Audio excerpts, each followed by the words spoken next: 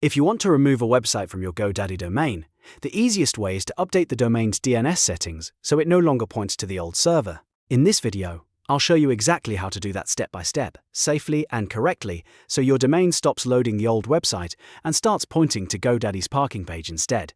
If this tutorial helps, make sure to hit like and subscribe for more simple tech guides just like this.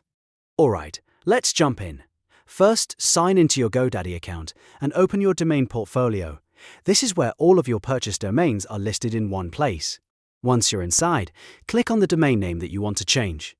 Make sure you select the correct domain, especially if you have more than one, because the DNS settings you're about to edit will only apply to the domain you choose. After you open the domain, look for the DNS tab and click it. This takes you into DNS Management, where all of the domain records are stored. DNS records control where your domain points, so this is the section you need if you want to disconnect a website from the domain. Now, in the DNS records list, find the main A record. You're looking for the row where the type is A and the name is it. That A record is usually the one pointing your root domain to the web server hosting the website.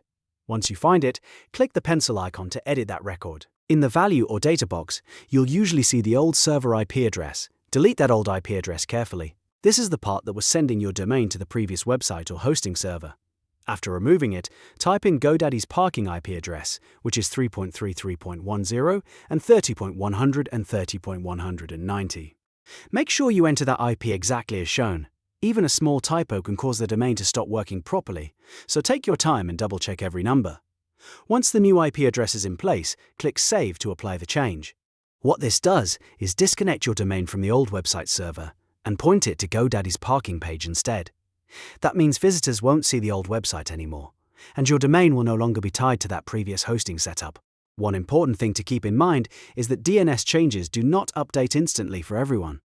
Sometimes the change can happen in just a few minutes, but in other cases it can take up to 48 hours for the update to fully propagate across the internet. So if you don't see the result right away, don't panic. That's completely normal. Also, if your domain still seems to show the old site for a little while, it could be due to caching on your browser or on your internet provider's side.